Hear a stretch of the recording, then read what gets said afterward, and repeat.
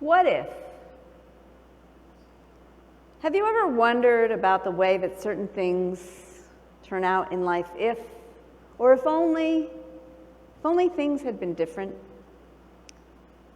This year, as I read in our Torah portion, Lech Lecha, I'm feeling frustrated and troubled by multiple ways that Sarai, Hagar, and Abram behave and treat one another. And I wonder at several different points in this story, what if? The part of our Torah portion I'm speaking of comes after Rabbi London mentioned that beginning Lech Lecha going forth. Abraham is still called Abram at this time. Sarah is still called Sarai, and she has a handmaid, an Egyptian servant by the name of Hagar. Chapter 16, we learn that Sarai has still yet to have a child. And so she suggests to Abram that since God has kept Sarai from giving birth, Abram should try to have a child with her handmaid, with Hagar. And this way, Sarai would get credit for having a kid through Hagar. Abram agrees, and Sarai gives Hagar to Abram as a concubine.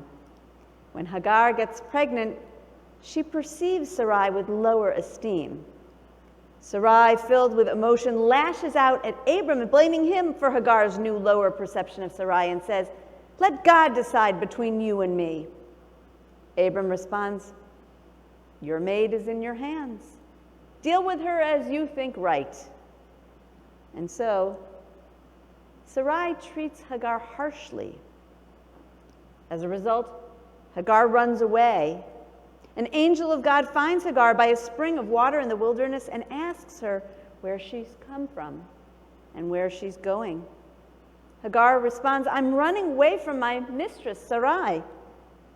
The angel tells Hagar, "Go back to your mistress and submit to her harsh treatment." The angel tells Hagar that her offspring will increase greatly. She will have a son and call him Ishmael. And indeed, she gives birth to Ishmael when Abram is 86 years old. This troubling story of the way the characters treat one another has me asking, what if various parts of the story were different? The conflict from the outset of the story is that Sarai and Abram have no children, and that's a problem. And I wonder, what if barrenness was not such a tragedy? The Bible depicts barrenness as a major misfortune and due completely to the capabilities of the woman. What if a woman was characterized by the deeds she does rather than whether she can give birth? In a commentary from the 5 books of Miriam by Dr. Ellen Frankel, we learn ancient attitudes toward fertility depended largely on prevailing social conditions. The Israelite status as a pioneer culture focused on subduing and settling a hostile territory and required a rapid increase in manpower, hence the need for children and the emphasis on women as breeders. In addition, children represented security of old age. Now, had the importance of fertility and reproduction for the sake of growing the family and nation not been the culture in ancient times, then Sarai perhaps would not have had to approach Abram with the suggestion, nor Hagar with the direction that the two of them try to have children. A different culture which embraced Sarai for her own merits rather than her capability to give birth might have avoided this contentious scene altogether. And this sentiment is not stuck in ancient times. In the mini-series Ultra-Orthodox, starring Shira Haas from Shtisel, the character, the Israeli actor, it's based on a true story on Orthodox. The main character, Esther Shapiro, lives in this ultra-Orthodox community, and she goes through great emotional trauma while she is unable to get pregnant and watches all the other young women in her family and the community having babies. While some parts of our society beyond the ultra-religious communities still have expectations that women have children, whether by birth or surrogacy or adoption, I'd like to think that the culture in which I'm immersed sees the merits of women, and all people for that matter, by their character, by who they are and what they do. Another part of the story that I've pondered is, what if, after Hagar conceived, she did not gloat? What if she did not perceive Sarai as lower in her mind? Rabbi Amy Eilberg points out the power imbalance that's in this story. Hagar is the servant, Sarai is the overseer. Yet when the servant can accomplish something that the overseer has failed to do for years, in this case getting pregnant, the servant raises her own status in her mind and lowers that of the overseer. Hagar is no longer simply a possession. In fact, it was Sarai who made her a concubine to Abram in raising her up in this way. Yet Hagar's gloating response foments Sarai's anger on top of her jealousy, which leads to Sarai's harsh treatment and Hagar's departure. This ancient scenario, in this particular setting, we see two types of oppressed people, servants and women. Both Hagar and Sarai are degraded in their status. Rabbi Eilberg points out, one can hardly blame the oppressed person for her anger, and of course Sarai acted out of her own despair, at her inability to validate her own worth by bearing a child. What if the two women instead had helped one another to transcend the unjust rules of the patriarchal society that governed their lives? Sarai, of superior status, needed Hagar's help, and Hagar, the handmaid, had the ability that Sarah desperately needed. What if they had joined hands, pooled their gifts, and collaborated, or at least commiserated, to defeat that oppressive patriarchal system? Similarly today, when we find ourselves part of a system which pins one against another, when there are a difference in status, instead of competing, we could be collaborating. I also wonder about Abram's behavior. What if Abram had said something different to Sarai rather than, deal with her as you think right, which then led Sarai treating Hagar harshly?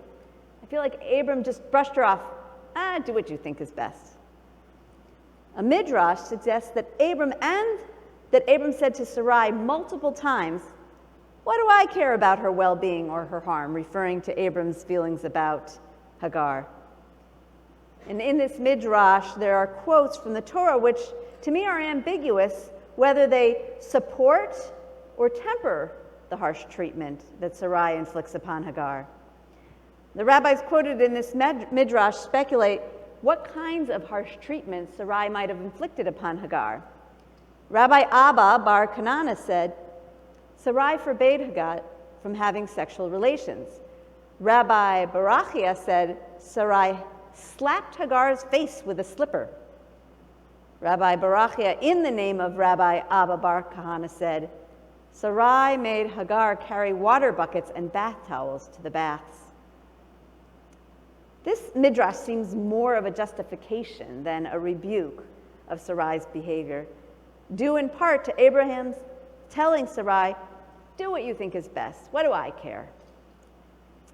13th century Spanish commentator known as the Ramban, with an N at the end, was critical of this harsh behavior. He wrote, our mother Sarai transgressed by this affliction, and so did Abram by allowing her to do so. The Ramban also interprets that Sarai's inflictions upon Hagar, which Abram allowed for, would come back to harm them. In the future, Abram and Sarai's descendants would endure the afflictions of Hagar's descendants. So what if Abram had said something different to his wife, words which expressed caring and understanding of the position in which she was? Something like, Sarai, I understand your pain, your sadness, your jealousy. I am here to comfort you. Often when we are distraught, we need an outlet to express that anguish. We might be angry and want to take out our anger on another person, whether or not they are the object of our disdain. Yet that does not truly get rid of the pain. It only flames the fire, causing more destruction. What if we could practice empathy and compassion at such a time? Not only might we prevent the metaphoric fires from spreading, we might also see an increase in kindness of one person to another. And it's not just the behavior of these three human beings in this story that are troubling. Also problematic is how the angel of God responds to and advises Hagar. The angel tells Hagar, go back to your mistress and submit to her harsh punishment.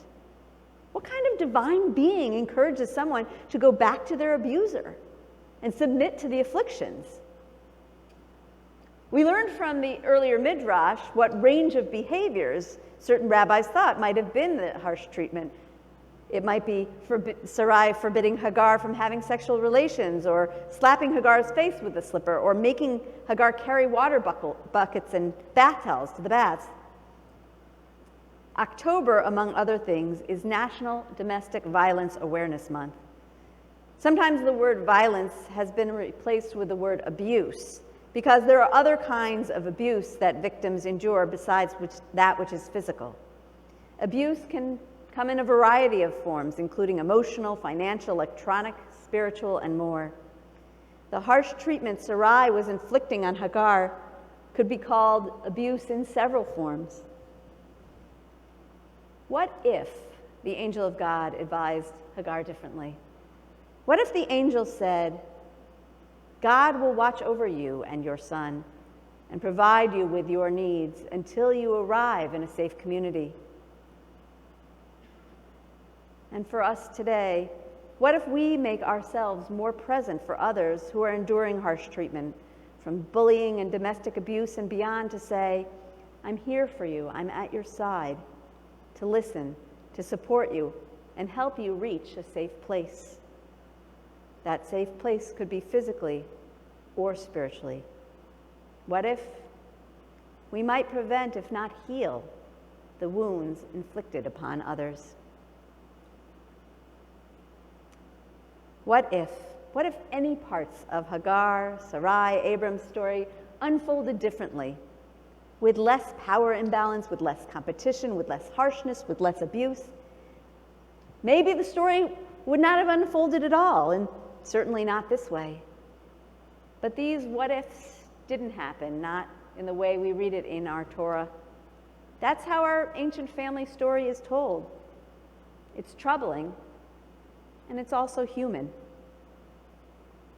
People get jealous, angry, lash out, alienate one another, run away from, and sometimes return to toxic relationships.